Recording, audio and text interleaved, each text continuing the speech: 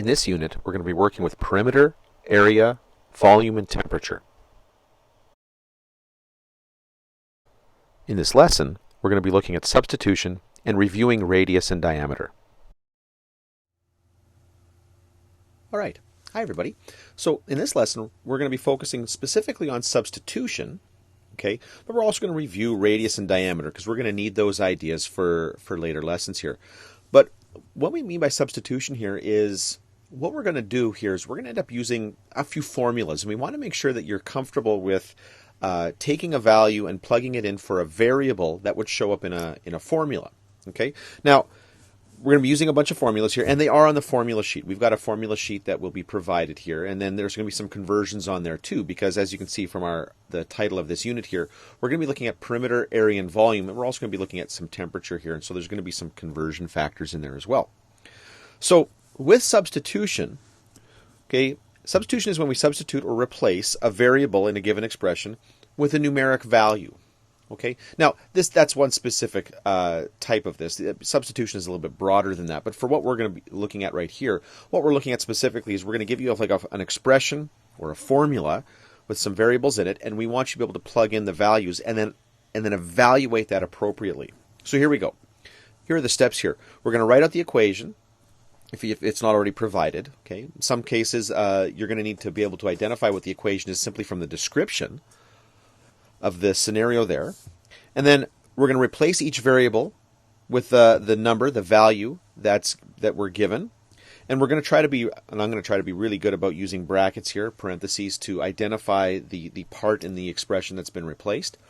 And then because this is typically going to be an evaluation, typically we're going to follow BEDMAS, okay, to evaluate. Now remember, when you're solving an equation, if you've got to solve for a variable that isn't isolated, that isn't alone, and then we're kind of going to do the order of operations backwards because we have to kind of undo what the equation has done. But we'll talk about that when we get to it. Anyway, let's start off with some examples of this kind of substitution.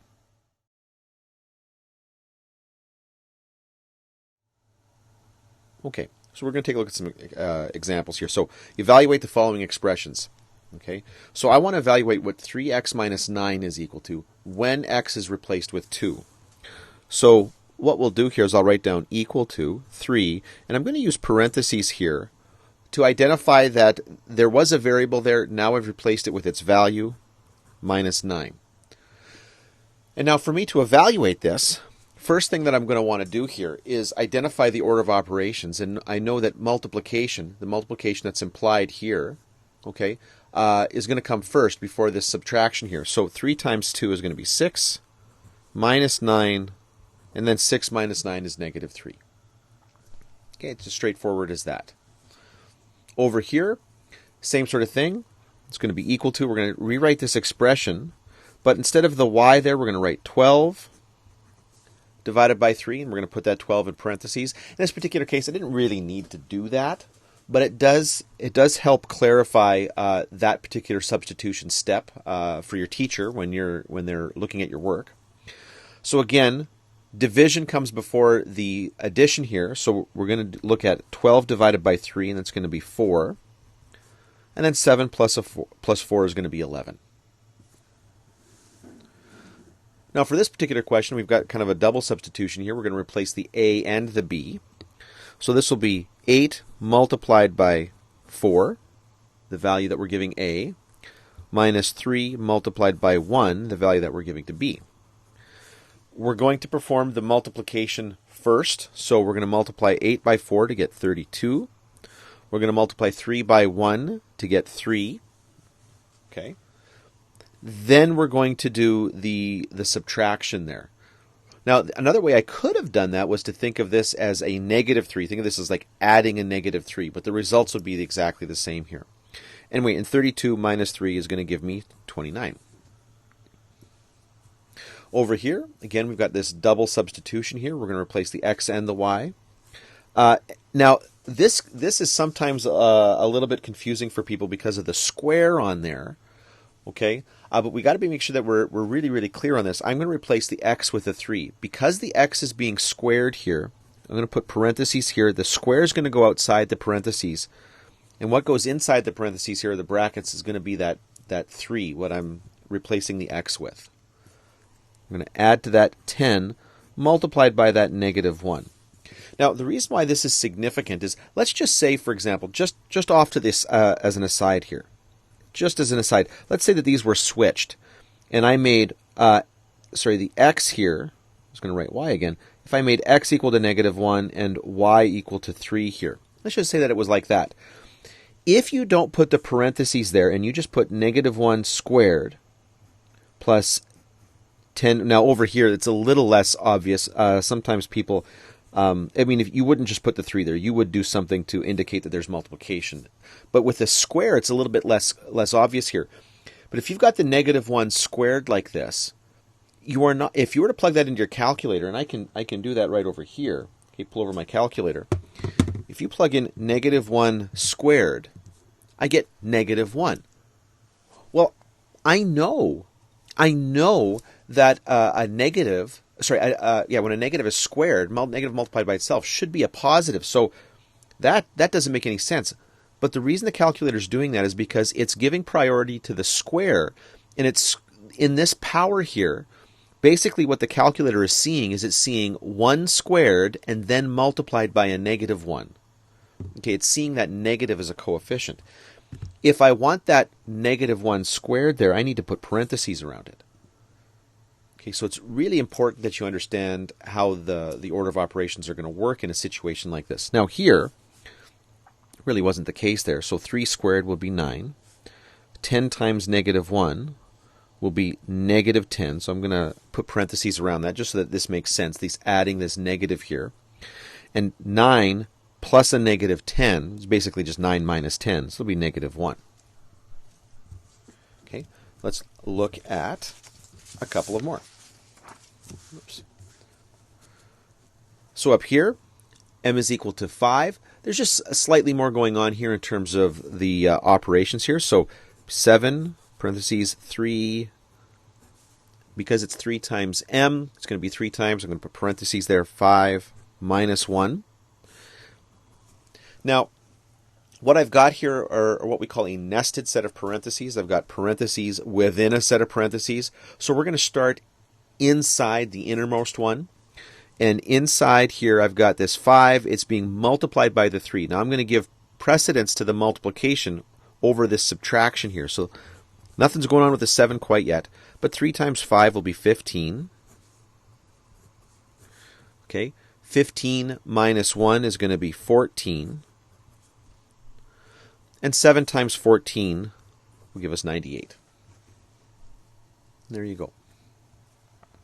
Over here, we're going to replace the x with a 7 and the y with a 0.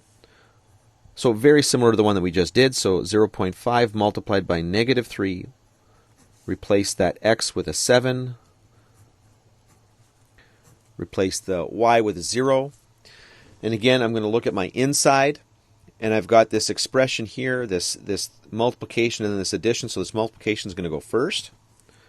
So I've got this 0.5 still outside there. Negative 3 times 7 is going to be negative 21 plus 0. Now, I do the addition within the parentheses here. And negative 21 plus 0 is just going to be negative 21. Okay, and then 0.5 of 21 here, 0.5 of negative 21 is going to be negative 10.5. Okay, just half of that. So for this one, we're replacing the x with a 5, and so we get 3/4, 7, again within the parentheses, plus 1. Okay, and now we're going to look at the inside bit here. 7 times 5 has to come before that addition. So still got the 3/4 outside here, but 7 times 5 is 35. Now I will do the addition within that set of parentheses there. So 3/4, that'll be 36. And then 3/4 of 36. Okay. Well, there's a couple ways you could do it. I could multiply the 3/4. I could multiply the 36 by 3 and then divide by 4. I could divide the 36 by 4 and then multiply by 3. It turns out the order is a little fluid here. It doesn't really matter. Or I could just go to my calculator and plug that in. Either way, you're going to end up with 27 as the final result. And then over here, 2.25. Now I've got that square again, and I know that square is an issue, particularly when I've got a negative going in. So I'm going to put parentheses here, -4 squared. So I know that it's the entire value, both that negative and the 4, together there as part of the base of that squared factor there. Minus 15 times -2. So I've got a couple of negatives going on here. So now I'm going to do what's inside the parentheses first, and actually the very first thing I'm going to worry about here is this square. Order of operations tells me I want to deal with that the exponentiation there first. So 2.25, that'll be -4 squared will be positive 16. And then over here, well, there's a couple of different ways I could think about this. I could think about this as I'm going to subtract 15 times -2. You could think of it as adding -15 times -2. Either way, it's going to work out the same way. Right now, I'm going to look at this as subtract 15 times -2. So 15 multiplied by -2, okay, is going to be -30. So I'm going to subtract -30. And so now, 2.25 times 16, okay, is going to be 36.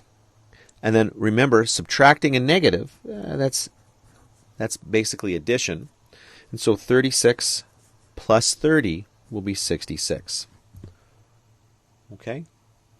Now, I could have plugged this into my calculator right there at that step and gotten the same result. And just to show you that that's true here, 2.25 -4 squared minus 15 -2, and I still get 66 as a result there. Okay, there's just a couple of different ways you can think about it, and I do want you to be comfortable with the order that the operations should go in.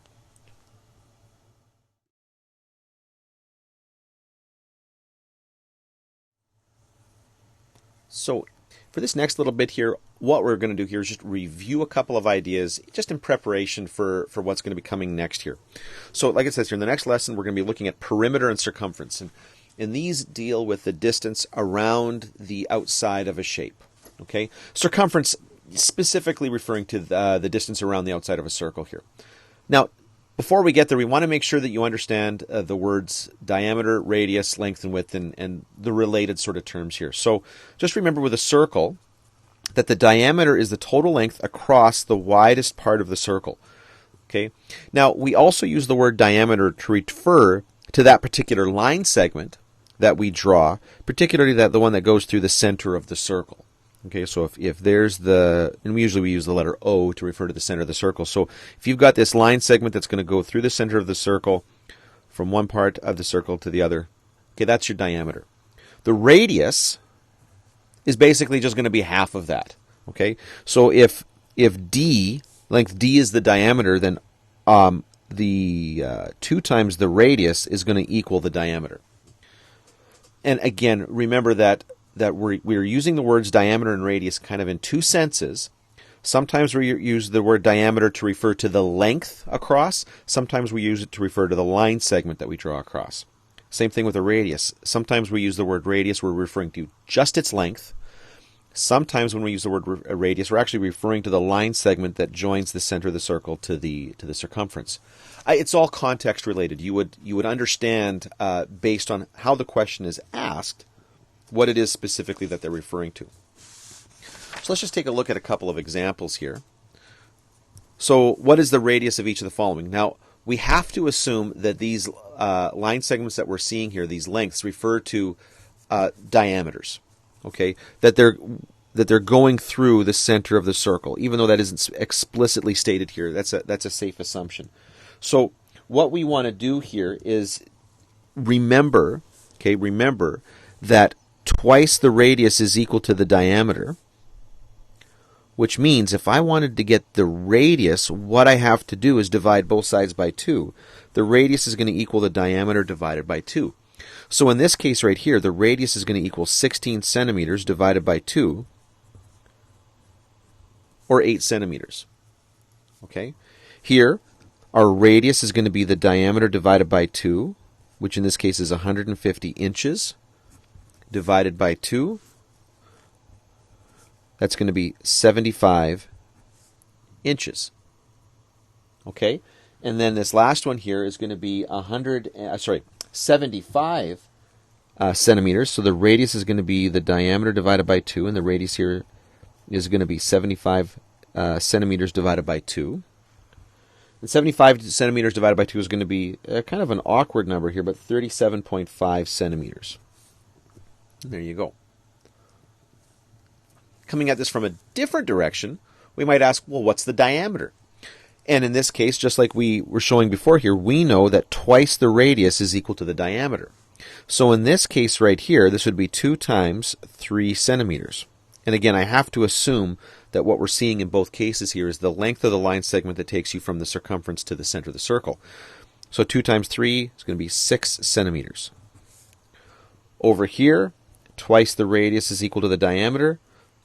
Twice 16 feet is equal to the diameter. That's going to be 32 feet is the diameter. Now, just a couple other things to mention before we wrap up here. Remember that when we're looking at rectangles, okay, rectangles or even prisms and whatnot here, remember that the length is typically the length of the length is usually the longer side of a rectangle when we're using these words here. The width is the shorter side of the rectangle. And then the height, you use that when you're dealing with a three-dimensional shape, okay, like a prism or a cylinder, and it's typically the distance, okay, from the base. In the case of like a prism, it's from the base to the base, okay. Or in a pyramid here, it's the length from the base to the top of a triangle here, if you're talking about a triangle, if you're talking about a two-dimensional shape here. Usually those make a lot more sense in the context of an actual problem. And so when we get to those kind of questions here, we'll make sure to review that.